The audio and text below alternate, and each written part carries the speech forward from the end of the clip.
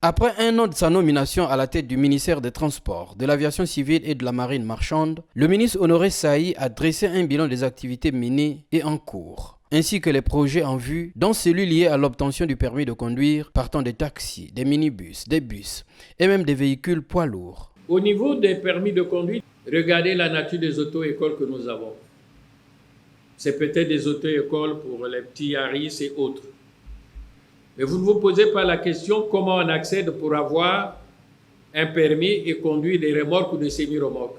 Où se trouve cette école? Il n'en existe pas.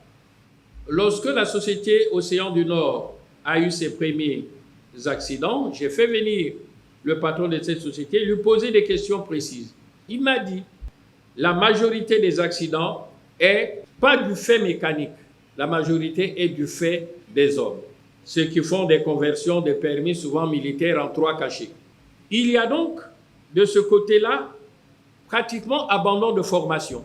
Cette réforme vise non seulement à mieux sécuriser la route, mais également à mieux contrôler les usagers de la route à travers des permis catégorisés et numérisés. Ceux qui vont conduire les minibus, quand on les voit au volant, il faut bien qu'ils aient cette licence qui leur permet d'être au volant des minibus. Comme ça, si vous avez la licence de taxi, vous n'accédez pas aux minibus. Et si vous avez celle des minibus, vous n'accédez pas aux autobus. Ainsi de suite.